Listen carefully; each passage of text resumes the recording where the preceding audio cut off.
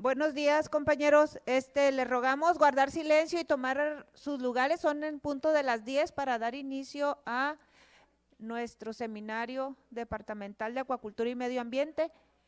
En esta mañana le toca hacer uso de la voz a la bióloga Jesús Guadalupe Ortega Naya para que nos presente sus avances de tema de tesis.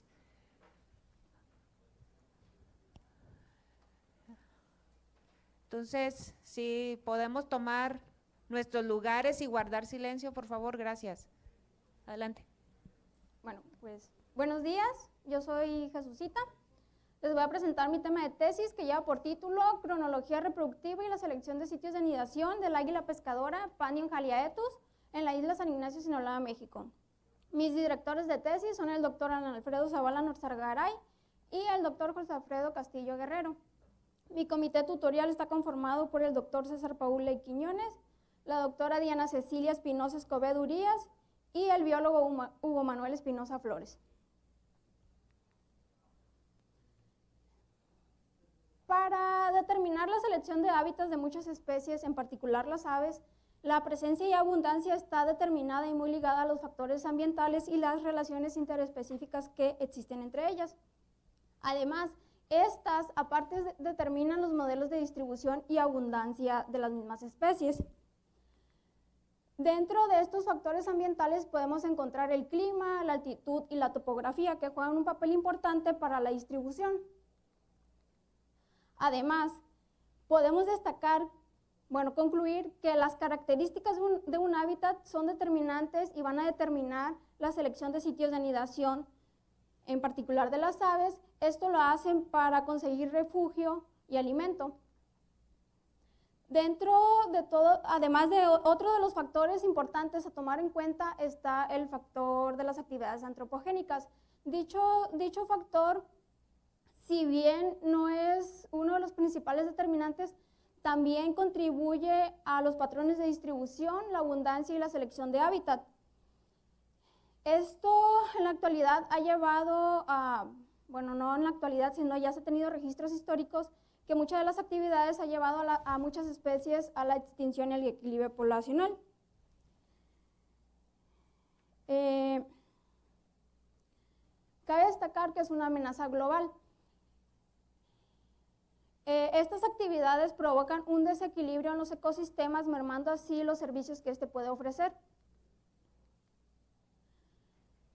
De manera general, los desechos antropogénicos son una amenaza global que afectan directamente a la vida silvestre. Esto se debe a que muchos individuos ingieren estos materiales y también pueden tener transferencia de contaminantes químicos y en el caso de algunas aves, enredos. Dentro de los tipos de desechos antropogénicos se pueden clasificar según la función. Pueden ser por origen, por la capacidad para descomponerse en el medio natural, en el medio ambiente, la composición, la peligrosidad o su estado físico. Dentro de esta característica vamos a destacar la parte de la composición.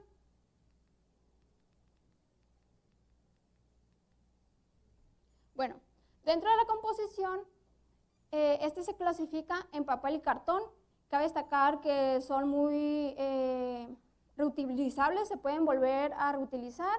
El vidrio también, se pueden hacer muchos materiales y algunos otros instrumentos de construcción.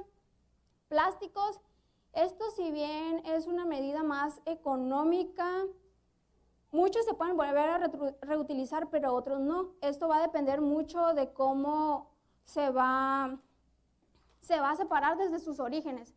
Además están los residuos orgánicos, los residuos peligrosos y los residuos electrónicos. Como antecedente y destacar en esta parte tenemos a los plásticos, que estos corresponden al 10% de los residuos sólidos totales en desechos en la actualidad. Dentro de estos, la basura plástica se encuentra dentro de polo a polo en entornos marinos, de agua dulce y terrestres. Además, trae consecuencias directas para la biota en áreas donde se acumulan. Esto se debe a que como tardan mucho en degradarse, van bioacumulándose en los ecosistemas.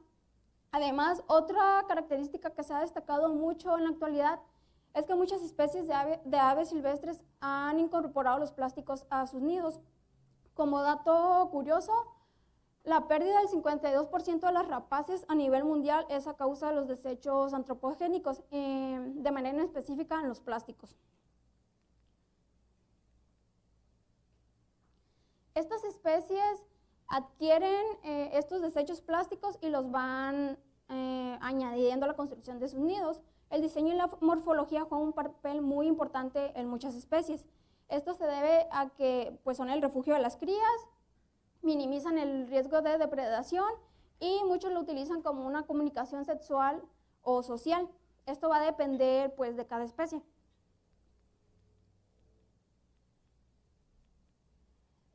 Algunas especies de rapaces territoriales utilizan materiales no naturales para la elaboración de sus nidos.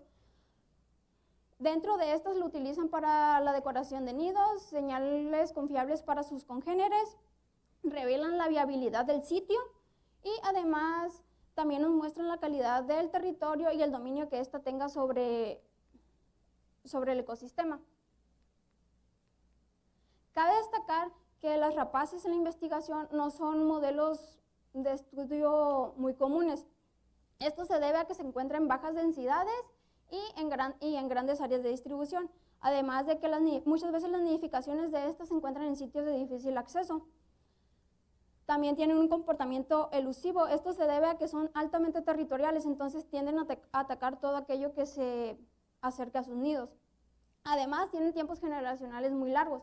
Esto conlleva a que el tamaño de muestra que nosotros queramos obtener de ellos no sea el idóneo, ni tampoco podamos llevar a cabo pues, una secuencia ni generar información muy consecutiva de los organismos. Además de que todas las especies de rapaces tienen estilos de vida diferentes, que van desde territoriales hasta completamente coloniales, de sedentarias a migratorias, y además la alimentación va muy variada, que va desde pequeños rapaces que comen artrópodos y caracoles hasta carroñeras. Dentro de este gran grupo se encuentra el águila pescadora, que es un ave estrictamente piscívora, se alimenta exclusivamente de peces. Es de un tamaño medio aproximadamente, su cuerpo mide entre 60 a 70 centímetros, tiene una envergadura de 150 a 160 centímetros, presenta dimorfismo sexual, donde la hembra es 10% aproximadamente más grande que el macho, y además presenta una mancha carpal más corta que el macho en la parte ventral, sería de las alas, y tiene más manchas y barras dentro también. Además tiene una banda pectoral conspicua, que sería como un collar en el pecho. Se encuentra pues, dentro de la Unión Internacional para la Conservación de la Naturaleza, se encuentra catalogada como preocupación menor y además está dentro del Tratado de Aves Migratorias y en el apéndice 2 de la CITES.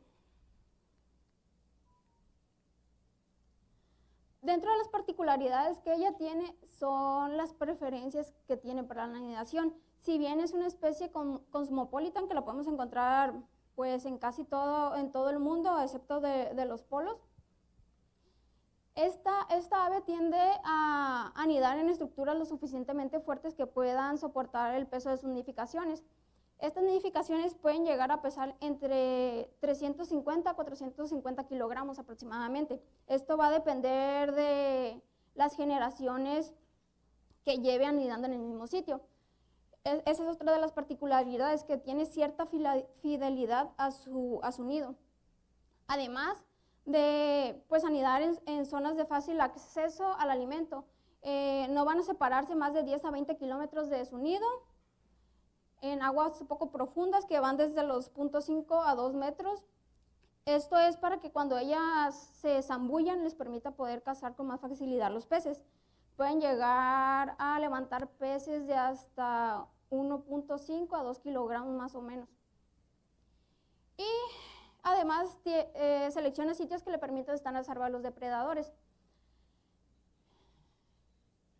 Dentro de los depredadores potenciales que ellas tienen están los coyotes, los gatos domésticos, otros rapaces, que en este caso sería el búho virginiano y los cuervos.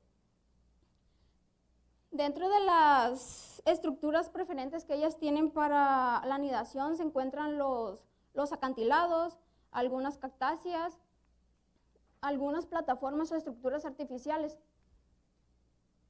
como serían antenas de teléfonos, postes de luz.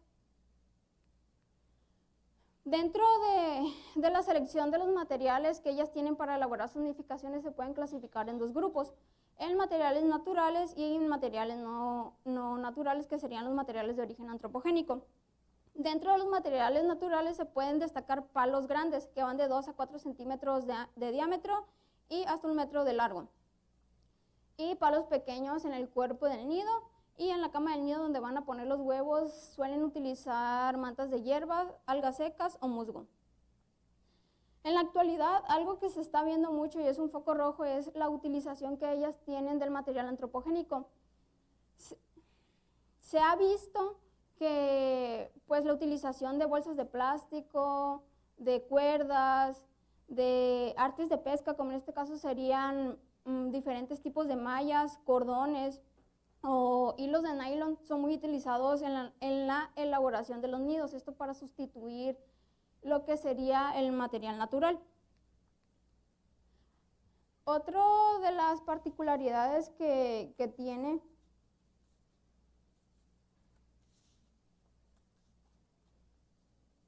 es que es de gran importancia ecológica. Esto se debe a que como es un depredador tope que está encima de la cadena trófica, pues tiene la función de regular la estructura y la organización de los ecosistemas que habita. Además, la alta sensibilidad que tiene a las sustancias tóxicas persistentes y bioacumulables la hace una buena especie centinela. Esto sirve para monitorear los contaminantes que hay en el medio ambiente y que pueden ser perjudiciales para la salud humana. Algo de historia para la especie es que tuvo un declive poblacional en 1970, se aumentaron los esfuerzos para la conservación. Esto se debió a causa del organoclorado diclorotietano difeniletano, que se esparcía de manera desmedida, que es un pesticida, en ríos y aguas costeras. Lo que esto propició es que la dureza de los huevos fuera menor. Entonces, cuando la hembra ponía y se echaba sobre los huevos, lo que ocasionaba era que los quebraba y perdían la puesta. Si bien podían reponerla, podía ocasionar el mismo suceso. Otro de los factores que también mermaron la población fue la pesca. El aumento de las flotas pesqueras aumentó. Esto desplazó pues, su alimento objetivo, que en este caso serían los peces, y las llevó a que se fueran a asentar a sitios donde pudieran adquirir el alimento de manera más fácil, que en este caso serían muchas granjas de tilapia, lo que ocasionó la caza y la recolección de los huevos. Antes era muy común que iban y se comían los huevos de las aves y pues nomás los mataban muchas veces por gusto. Otra de las problemáticas es que al ser desplazadas de sus sitios naturales de anidación, esta las llevó a hacer sus nidificaciones en diferentes estructuras, que van desde postes de luz hasta antenas de teléfonos. Entonces, muchos de los encargados de estas empresas se dedicaban a destruir los nidos. ¿Y qué pasa con los plásticos y el águila pescadora? Bueno, este es otro de los factores principales que se está dando en la actualidad, que causa enredos de los polluelos. Esto porque utilizan redes de pesca y cordeles que provocan que los polluelos se enreden y mueran. Otra sería la ingesta. Esto provoca ahogamiento y muchas veces la inanición de que el pollo ya no quiera comer. Y se ha visto que, si bien no está muy documentado, que la tasa de reproducción se ve también un poco afectada dentro de las propiedades de aislamiento del propio nido y la tasa de predación. Al utilizar materiales no naturales y de diferente coloración, lo que provocan es que los huevos sean más visibles para los depredadores. Entonces es más fácil para ellos adquirir estos huevos. En este caso un ejemplo serían los cuervos.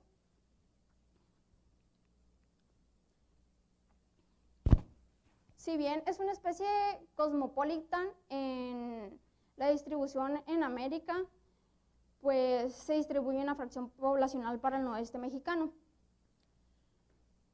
Se puede encontrar en cualquier estación del año, todo va a depender de la temporalidad, y algunos autores sugieren que la especie del noroeste mexicano pues se encuentra durante todo el año. Puedes encontrar diferentes estados de la población, puedes encontrar aves con huevos, polluelos, incluso ya aves que dejaron el nido para hacer la migración. Y esto se debe a que la zona tiene cambios muy pocos marcados. No hay tanta fluctuación de temperatura que impida que ellas se vayan. Y además la disponibilidad de alimento es muy favorable para mantener pues a esta fracción poblacional. En cuanto a lo que se tiene de información antecedentes, es que se estimó una población mundial de 24,000 a 31,000 parejas anidadoras en 1970 alrededor del mundo. De esta población, 8,000 se encontraban en Estados Unidos, y de estas 8,800 se encontraban en la península de Baja California, que era una población de gran importancia a nivel mundial. Esto porque la tasa de reproducción era muy alta. Y pues pasaron todos los problemas estos del adelgazamiento de los cascarones de los huevos, lo que llevó a proyectos de reubicación y construcción de nidos artificiales en diferentes zonas, que sería en Europa y el norte de África, del Medio Oriente, que logró duplicar desde 1900 hasta 2010 la población de águila pescadora. En cuanto a las preferencias de anidación y materiales, si bien muchos autores lo mencionan, no hay algo que mida en qué tanto porcentaje se utilizan, ni cuál es su preferencia de anidación. Restoni en el 2023, en el Montana and Yellowstone, menciona que una media del 44,2% de los nidos contenían hilo y una media del 3,4% de los polluelos enredaban. Además de que los 34 nidos que contabilizó alrededor del borde del río de Yellowstone, pues se encontraban todos en estructuras artificiales. Posteriormente, en el mismo año, Rodríguez y colaboradores señalan que del total de nidos estudiados en Boa Vista, Brasil, el 92% contenía al menos un elemento no natural. Dentro de estos elementos no naturales de origen antropogénico, cabe destacar que el 88,9% era plástico. Y anteriormente, Pior y colaboradores en el 2003, en Polonia, en un estudio que realizaron en 2 especies diferentes de Milano, documentaron que las estructuras de sus nidos contenían plástico, y que la estructura en sí, el 65%, era meramente plástico. Posteriormente, Podvin y colaboradores hizo un estudio bibliográfico donde analizó 893 nidos de diferentes especies, que notó un crecimiento de la utilización de los plásticos que va del 4% en 1983 a casi el 30% para el 2018, en un estudio realizado en Austria. En cuanto a los antecedentes que se tienen para la zona, que sería el noroeste de México, pues como dato principal se tiene que la laguna de San Ignacio en Baja California Sur era considerada la población más importante. Y cabe señalar que aquí una de las islas que más destacaban dentro de la laguna era la Isla Ballena, donde las anidaciones eran a nivel del suelo. Posteriormente, para el 2003, me parece, esta población ya no se encontró, se fue de ahí. Muchos atribuyen a que la depredación por la introducción de animales exóticos, en este caso coyotes y algunas especies de gatos, pues ingresaron a la isla y provocaron la mortalidad de muchos polluelos. Además, el incremento de la flota pesquera pues también hizo que las poblaciones se movieran más hacia la parte serrana. Y tras un estudio realizado por Geni y colaboradores en el 2006, en Sonora contabilizó alrededor de 158 parejas, que notó que la mayoría tenía sitios de preferencia en cactus y acantilados. Posteriormente, en el mismo estudio, también destacó que desde la costa de Topolobampo hasta Mazatlán se contabilizaron un total de 443 parejas, que también se notó que anidaban en diferentes especies de cactáceas y manglar. Y algo más particular del sitio, de estas 443 parejas, 285 se situaron en Sinaloa específicamente, de las cuales 213 se registraron entre la isla de San Ignacio y Macapule, y las preferencias de anidación pues es en cactus y manglar.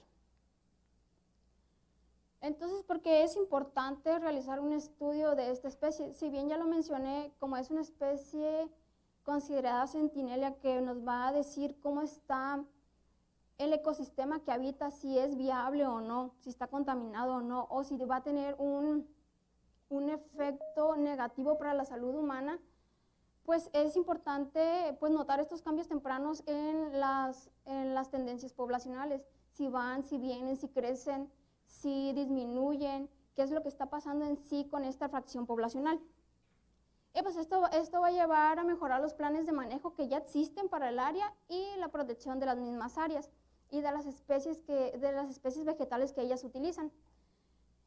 Y pues va a llevar en sí en general a la protección de los ecosistemas.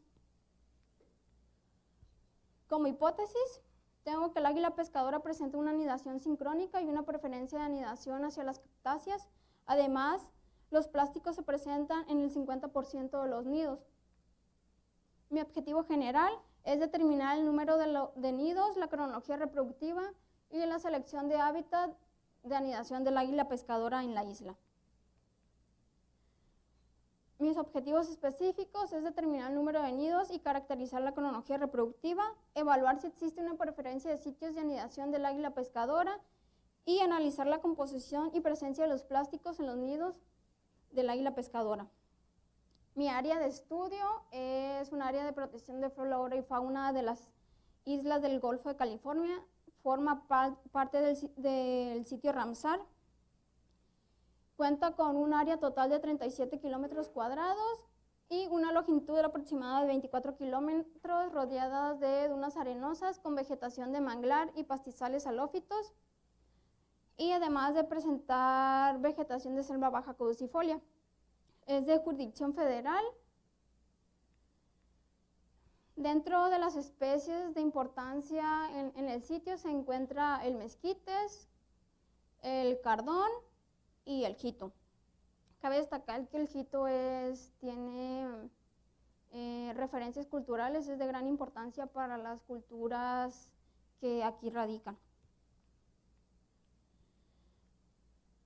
Para obtener mi objetivo 1, que es determinar el número de nidos y la cronología reproductiva del águila pescadora, para el conteo total de nidos se va a hacer un muestreo anual. Ya se contabilizó el número de nidos ocupados y destruidos. Se realizó un muestreo terrestre a pie en busca de cubrir la mayor área posible en forma de zigzag. Esto pues dependía de las condiciones del sitio y de lo que la vegetación dejara caminar.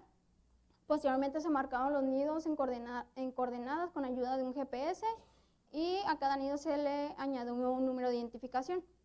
La clave se marcó en la base del árbol o cactácea con un plumón indeleble.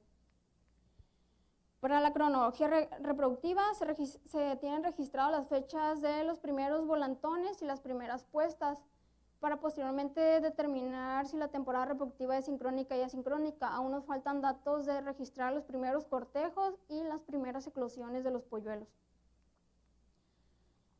Para el objetivo 2, que serían la preferencia de los sitios de anidación, pues se anotó el tipo de vegetación sobre el que estaban construidos los nidos y se colectaron algunos datos en general, como sería el dato de altura con un medidor láser de distancia. Para el objetivo 3, que sería analizar la composición y presencia de los plásticos, pues se registró el tipo de material, si era natural o no natural. Los naturales se dividieron entre huesos de otros animales, palos, algas y zacate. En los no naturales se destacaron 3 grupos, que sería el plástico, artes de pesca y otros. Dentro de los plásticos se dividió entre mecates, bolsas y botellas. Para mi análisis estadístico se van a hacer variables cuantitativas que se van a presentar en escalas nominales mediante frecuencias absolutas y relativas. Para el objetivo 1, que sería el conteo total, se van a utilizar frecuencias absolutas que va a ser el total de nidos. Para el objetivo 2, que serían preferencias de sitio, y el objetivo 3, que sería composición de materiales, también se van a utilizar frecuencias absolutas y relativas, donde se harán conteos totales y porcentajes. Para las variables cualitativas, para conocer la probabilidad que tiene la protección contra el viento y cómo influye esto en la selección de sitios de anidación, se va a utilizar una prueba de independencia de chi cuadrada con una P igual o menor a 0.05. Hasta el momento se llevan 10 muestreos, se me pasó a cambiar ese dato. Se han recorrido 78.3 kilómetros aproximadamente, se han invertido un total de 55 horas, 51 minutos. Cabe destacar que se realizó el trámite a CONAM, se notificó que se iba a hacer trabajos de investigación en la isla. Y pues aquí es lo que se ha recorrido, aproximadamente 3/4 partes de la isla. Y como resultados preliminares, tengo que para el objetivo 1 de la temporada 23 a la 24 se han registrado un total de 101 nidos, de los cuales 96 se han marcado como ocupados y 5 solamente se han encontrado destruidos. Lo que concuerda con lo dicho por Henry colaboradores, se hizo una estimación y más o menos se estimó el total de individuos, de parejas, perdón, que había por isla entre San Ignacio y Macapule, y si a cada una le pone la mitad, serían 100 entre las dos islas. Y tomando en cuenta que solamente llevo 3/4 partes de la isla, pues sí es un poquito más de lo que ya se tiene registrado. Además, concuerda con lo dicho de Sánchez Bon y colaboradores en el 2010, donde él hace mención de que registró 60 nidos aproximadamente en la isla, y hace la aseveración o el comentario de que es necesario hacer más estudios sobre esta fracción poblacional. Pues se puede ver un crecimiento del 50%. Este es un mapa que muestra la dispersión de los nidos, cómo están acomodados en la isla. Dentro de los nidos ocupados se dividieron entre nidos activos e inactivos. Los activos son los encontrados durante la temporada 23 a la 24. Para el objetivo 2, en la evaluación de los sitios de preferencia de anidación, encontramos que 77 nidos preferían más anidar en diferentes especies de cactáceas, y las otras 24 pues en diferentes árboles que incluyen mezquites, jitos y mangle. Si bien Henry, colaboradores, Morales, Reyes y Daniman en el 94 hace mención de las preferencias que ellas tienen, pues no hay un estudio como tal que nos diga en qué porcentaje ni cuántos organismos anidan en diferentes estructuras. Para el objetivo 3, como ya lo mencioné, se clasificó en 2 grupos, que serían los elementos naturales y los no naturales. Del total de nidos, 86 nidos presentaban elementos no naturales y 15 elementos naturales, lo que concuerda con Rodríguez y colaboradores, que mencionan que el 92% de los nidos contenían algún elemento no natural. Y con Podmir y colaboradores, que menciona que este aumento pues agregar plásticos a las estructuras de las nidificaciones ha ido en aumento. Dentro de los materiales no naturales se hizo una clasificación entre plásticos y artes de pesca. De los plásticos, pues fueron 86 nidos. De estos 86, 42 nidos tenían al menos entre redes de pescas, hilos de pesca, incluso encontramos algunos con el hilo y los anzuelos y la plomada, o sea, todo conjunto.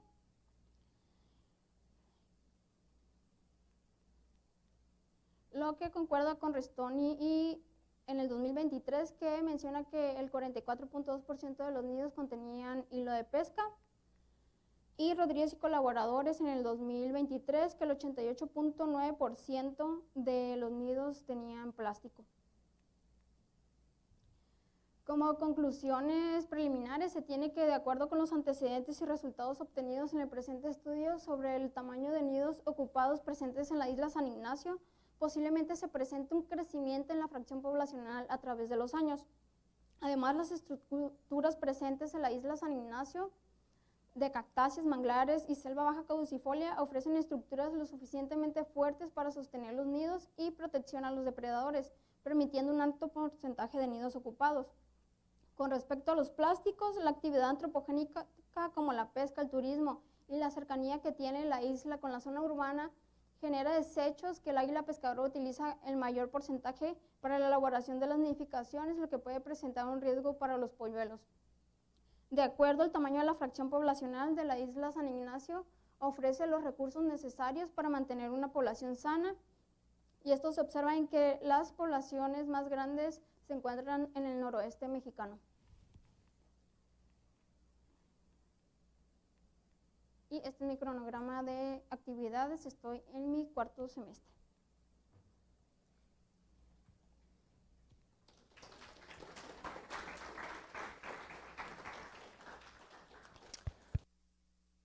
Bueno, les sugiero guardar silencio para dar inicio con nuestro segundo programa, el segundo seminario, a cargo del biólogo Julio César. Entonces, adelante, Julio, preséntanos tu tema de tesis. ¿Se oye? Sí, sí, ¿verdad?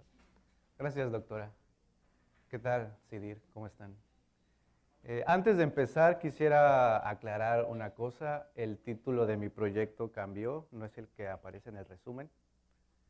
El nuevo título lleva por nombre efecto de 2 niveles de hipertermia, 33 y 35 grados, en la inhibición de Penstilla parvovirus, también conocido como IHHNV, en camarones infectados naturalmente. Mi comité está compuesto por las siguientes personas. Como cabeza está el doctor Escobedo Bonilla. En el CIAT Culiacán se encuentra la doctora Josefina León. El resto de mi comité está compuesto por la doctora Durga, el doctor Sainz y el doctor Cipriano. Quisiera empezar hablando de la especie que más utilizamos en la acuacultura. El camarón blanco Penaeus banamei, su distribución natural se encuentra desde el Golfo de California hasta el sur del Perú, aunque actualmente se encuentra en cualquier campo de acuacultura en el mundo, sobre todo en Asia. ¿Cuáles son las condiciones o las características que permiten que esta especie sea utilizada por los acuacultores? Bueno, una de ellas es la adaptabilidad a condiciones ambientales variables, un bajo requerimiento de proteína en la dieta, una buena conversión alimentaria, una alta tasa de crecimiento, resiliencia ante la baja diversidad de alimento y de importancia para este proyecto, la tolerancia demostrada ante diferentes brotes patogénicos. Esto es lo que convierte a este organismo en una especie preferida. Hablando de la producción de los camarones, se tiene que para el 2020 la acuacultura a nivel mundial produjo más de 122 millones de toneladas. De estas, alrededor del 10% únicamente fueron crustáceos, 11 millones aproximadamente. Y de estas, más de la mitad, 6 millones, únicamente se debió al camarón blanco. En este mapa marco los 7 principales países productores de crustáceos alrededor del mundo, destacando el continente asiático y sobre todo China. Para el continente americano, El quinto lugar mundial es Ecuador y el séptimo es México. Hablando de México, se tiene que para el 2023 en el estado, en Sinaloa, mediante la acuacultura se produjeron más de 194,000 toneladas, con un valor aproximado de 16,000 millones de pesos, únicamente de crustáceos. De estos, esto fue en todo el país, perdón, y de estos casi el 50% se debió únicamente en el estado. Hablando de esto, para ese año se tienen reportados 453 unidades de producción acuícola, se sembraron alrededor de 70,000 hectáreas, una producción superior a los 92,000 toneladas, pero el dato más importante que quiero rescatar aquí es que hubo una supervivencia de alrededor del 50%. ¿Qué es lo que provocó que la mitad de lo que se sembró se perdió? Bueno, uno de los factores que más impacta en la industria son las enfermedades, siendo este el principal problema sanitario. De estos, los principales patógenos son las bacterias y los virus. Esto se explica porque el incremento en la producción ha propiciado el desarrollo de epizootias, lo que al final obstaculiza que esta industria siga desarrollándose como debería. Para el caso de México tenemos que los patógenos de mayor impacto históricamente hablando son el virus IHHNV, el que se va a trabajar en este proyecto, que el primer reporte en México se dio en 1987. El siguiente virus fue el de síndrome de Taura, apareció en el país en 1996. 3 años después apareció el virus de la mancha blanca. Y hasta el 2013 apareció un nuevo patógeno, esta vez una bacteria, el HPND, Vibrio parahemolíticos. ¿Qué se ha hecho para contrarrestar la aparición de estas enfermedades? Bueno, puedo hablar de dos ramas en general. Una son los métodos biotecnológicos, que a pesar de que son efectivos, son muy costosos para el acuacultor. Ejemplos de estos métodos biotecnológicos tenemos la utilización de especies resistentes o libres de patógenos y la tecnología de RNA de interferencia. Por otro lado, la otra rama, los métodos naturales, que aunque son más baratos en comparación con estos, su efectividad es variante, tanto en el laboratorio como en las granjas. Ejemplo de esto tenemos a los inmunoestimulantes, a los probióticos, a los prebióticos y a los extractos vegetales antivirales. Otra de estas estrategias naturales es el uso de la hipertermia. ¿Qué es la hipertermia? Son la aplicación de temperaturas por encima del rango normal, no del rango, del intervalo normal al que un organismo se encuentra acostumbrado. ¿Cuál es el efecto que tiene la hipertermia en el caso de los crustáceos? Es que se ha observado que este logra inhibir la replicación del virus, lo cual hace que surja la pregunta si esto puede utilizarse como un control ante la infección viral. Por otro lado, también se ha visto un efecto de modulación de la replicación viral. Esto resulta en la capacidad de uniformizar la carga del mismo. ¿Para qué se podría utilizar la hipertermia entonces? Bueno, casi todas las familias de camarones utilizadas en el noreste del país tienen una infección por este virus. Como ya les expliqué, la hipertermia se ha demostrado capaz de inhibir la replicación de no solamente este virus, sino de otros. Esto, de nuevo, arroja la pregunta, ¿se puede utilizar esto como un método de control viral? Otra de las razones para usar la hipertermia es que logra modular la replicación, en este caso, de este virus. Esto se puede utilizar como una estrategia para uniformizar la carga en diferentes lotes del camarón, lo que posteriormente propondría usar esta modulación para replicar, la modulación de la replicación de este virus y evaluar su eficacia contra otro virus que es más letal, como es el caso de la mancha blanca. En mi caso, la investigación se va a centrar en responder esta pregunta. ¿realmente puede servir la hipertermia como un método de control viral? Entonces, un poco de información sobre este virus. Como les mencioné, el nombre actual es Penstillama parvovirus, históricamente se ha conocido como IHHNV, virus de la necrosis hematopoyética. Las características más destacables de este virus es que es un virus de DNA de una sola hebra, casi 4.000 pares de bases, su genoma, no tiene una envoltura y solamente tiene 3 marcos de lectura abierta. El primer reporte se dio en Hawái en 1981, para el caso de México tomó 6 años llegar, o ser reportado, mejor dicho. El impacto fue que este virus genera el síndrome de la deformidad del rostro y el enanismo en el camarón blanco. ¿Cuáles fueron las consecuencias de la aparición de este virus en el país? Su surgimiento ocasionó el cambio del organismo utilizado por las granjas. Antes se utilizaba el Penis stylirostris, camarón azul, y el cual era más sensible, menos tolerante ante este virus, moría.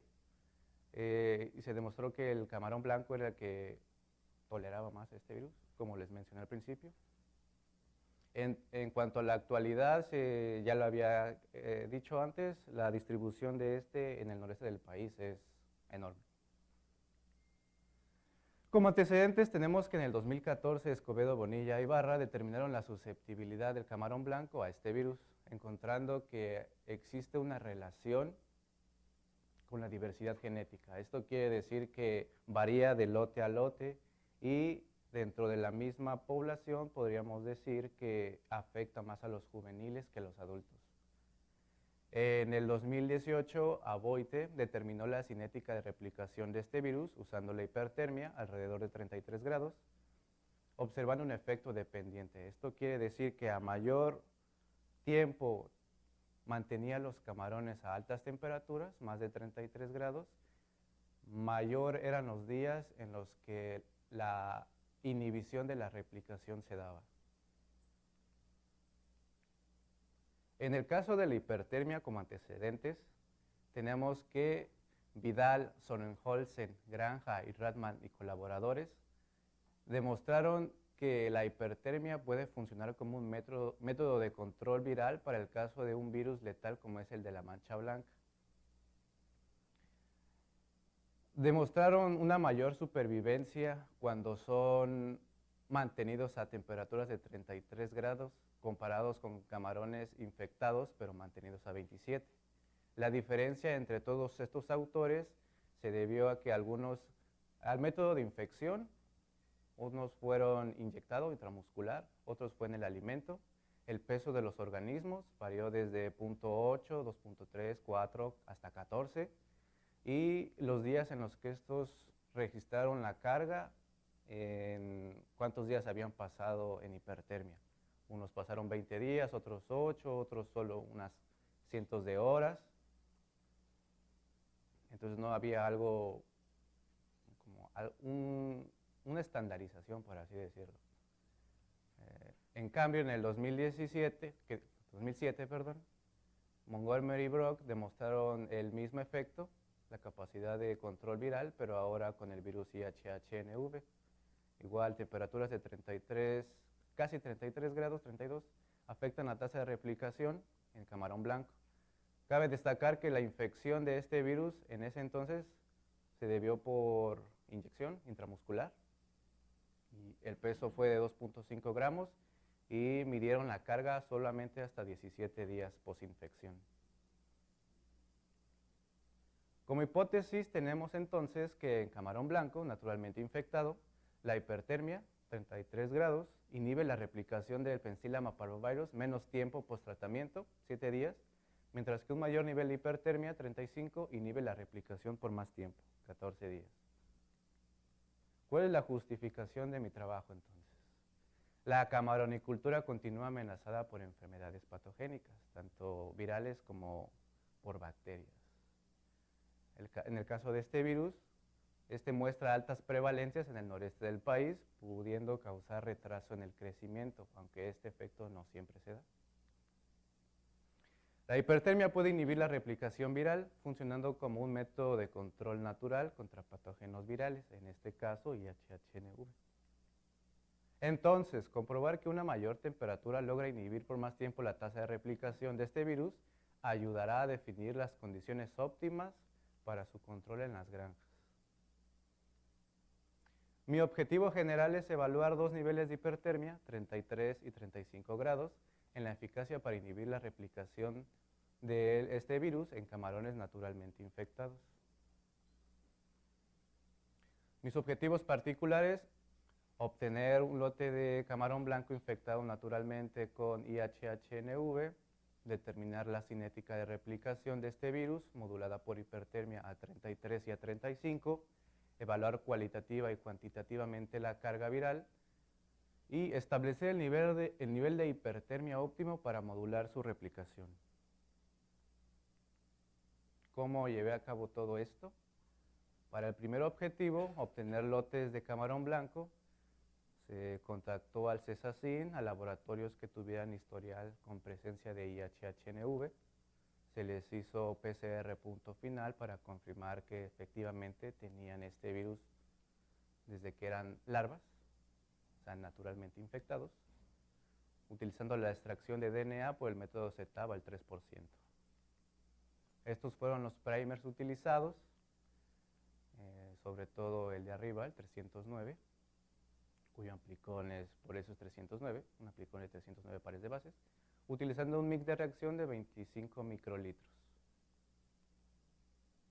Para el objetivo 2, determinar la cinética de replicación, se llevaron a cabo dos bioensayos, uno sometido a 33 grados y otro a 35.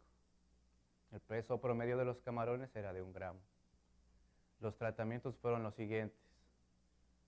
Hubo tratamiento de 7 días en hipertermia, a 33 y a 35, a 14 días, 33 y 35, y a 21 días, 33 y 35. 3 réplicas por tratamiento, además de los grupos control, siempre mantenidos a 27 grados. Ahora, una vez que estos organismos pasaron 7, 14 y 21 días en hipertermia, se pasaron a tinas a 27 grados y a partir de ahí se colectaron desde el día 0 hasta el día 35. Cabe mencionar que por cada día de colecta se agarraron entre 2 y 3 camarones. Ahora, el tercer objetivo, evaluar cualitativa y cuantitativamente la carga viral. Para eso, una vez que se colectaron los camarones y se hizo la extracción de DNA, se cuantificó el DNA por tecnología nanodrop para ver que la extracción haya sido realizada de forma correcta, para posteriormente hacer una PCR, lo cual definiría el tiempo post-hipertermia que toma reiniciar la replicación viral. Esto solamente es para evaluarlo cualitativamente. Ya se hizo la PCR, se utilizaron los mismos primers que les mencioné anteriormente, más la utilización de beta-actina para confirmar la calidad de la extracción. Se utilizó red gel y se hizo una electroforesis.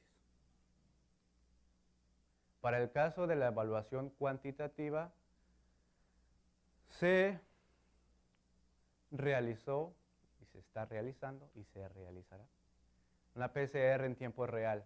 Esto con objeto de definir el tiempo post-hipertermia que toma alcanzar la máxima carga viral. Para esto se sintetizaron en el laboratorio 6 juegos de primers, todos para IHHNV, obviamente, pero cuyo amplicón varía. ¿Esto con qué objeto? Para ver cuál de estos 6 juegos de primers mostraba la mayor eficiencia, además de para generar un estándar de cuantificación, el cual va a comparar al final, va a ser un comparativo. Cabe destacar que utilizamos 10 microlitros por reacción. El fluoróforo de todos estos primers es el FAM BHQ1. Ahora, ¿cómo hice el estándar de cuantificación? Pues todo empezó con una PCR en punto final.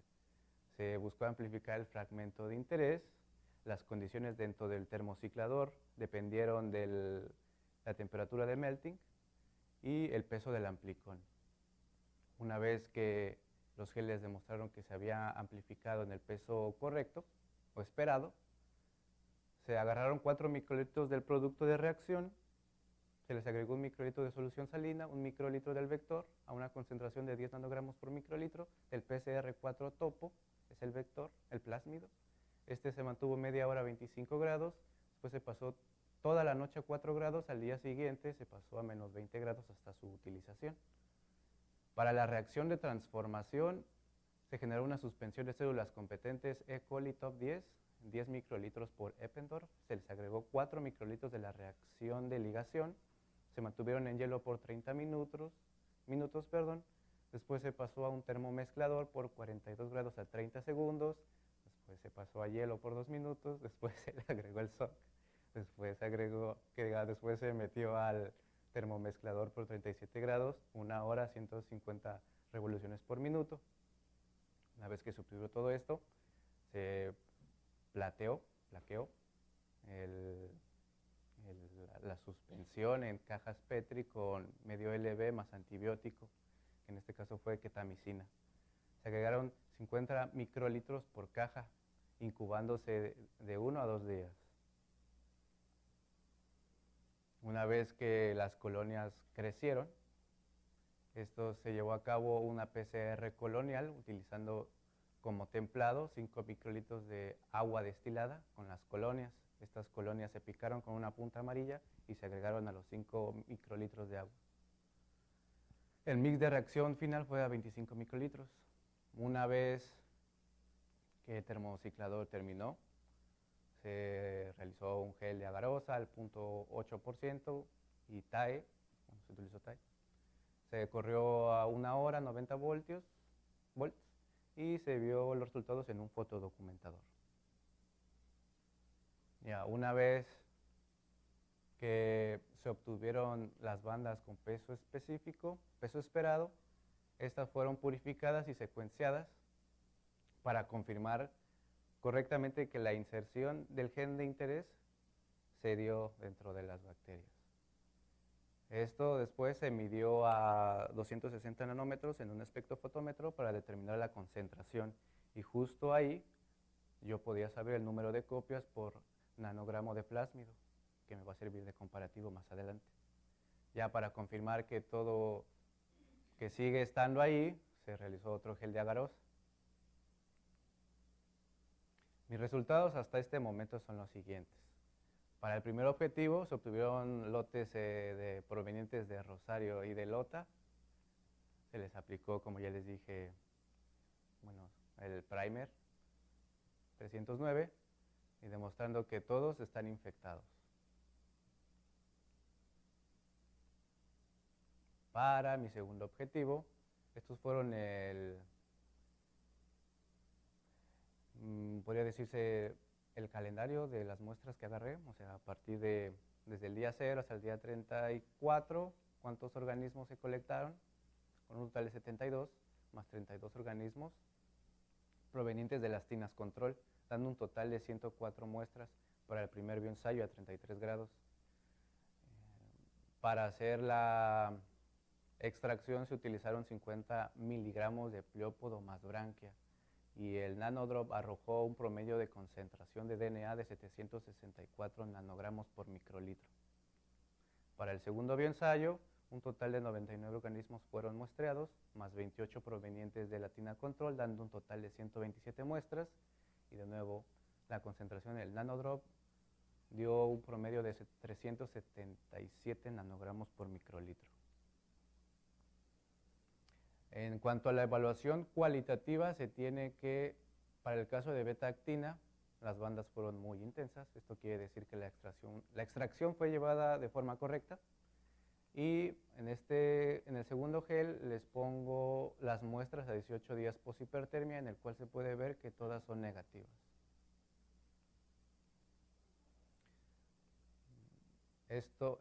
Este primer gel, el de ahorita, fue el primer bioensayo, este es del segundo bioensayo. Las muestras de este gel son negativas y aquí ya se puede ver cuando son positivas, después de 25 días, como la intensidad de la banda es mayor.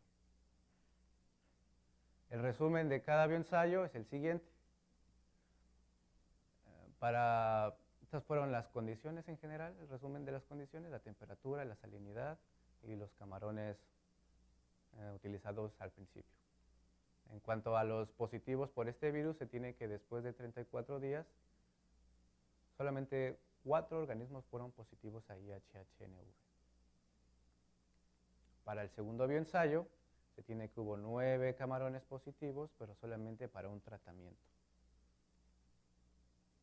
Ahora, en cuanto a la evaluación cuantitativa, se tiene que, de los 6 juegos de primers para qPCR, solamente un juego de primers, el NS42, demostró ser el más eficaz, utilizando temperaturas de entre 54 a 58 grados.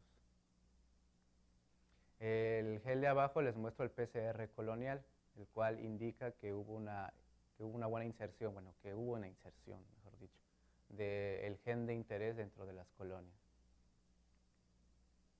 Ahora, para el análisis estadístico, una vez que tenga los datos de qPCR, estos se les van a aplicar pruebas de normalidad y homocedasticidad.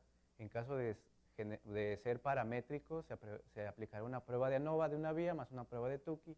En caso de no ser paramétricos, se aplicará una prueba de Kruskal-Wallis y Udemann-Whitney. El nivel de confianza va a ser de 95% utilizando el software Estadística 7. De acuerdo a los resultados que les presenté, una pequeña discusión es que Montgomery Brock y colaboradores en 2007, utilizando camarones libres de virus y una hipertermia a casi 33 grados, comparado con camarones a casi 25, demostraron que la temperatura influye en la tasa de replicación viral. O sea que esta es mayor a menores temperaturas. Demostraron que la inhibición de la replicación viral se da antes de los 12 días. O sea, antes de los 12 días el virus no se replica. Hasta los 17 días empieza a haber poca replicación, pero cabe destacar que a diferencia de mi investigación, ellos mantuvieron estos camarones siempre en hipertermia. Aún así, después de 17 días en hipertermia, hubo replicación, poca, pero hubo. Para en el mismo año, a Boite, camarones naturalmente infectados, que se mantuvieron en hipertermia a casi 33 grados por 14, 21 y 28 días. Estos fueron los días en los que él colectó las muestras. Y él demostró que tratamientos de 14 y 21 días son positivos luego de 7 días. Los tratamientos a 28 días son positivos después de 15 días. Entonces, en mi caso, mis camarones también son naturalmente infectados, pero cabe destacar que en este entonces aún se encontraban camarones libres de este virus. Ya ahorita han pasado muchos años, entonces la interacción entre el virus y el camarón ha cambiado. Mi hipertermia, les digo, fue de 33 a 35 grados, 7, 14 y 21 días. Hasta ahora, los resultados que llevo nos indican que a 33 grados el tratamiento a 7 y 14 días son positivos a los 34 días post-hipertermia. A 21 días continúa la inhibición luego de 34 días. En el caso de 35 grados, el tratamiento a 7 días es positivo a partir de los 25 días. Para el 14 y 21 días continúa la inhibición luego de los mismos.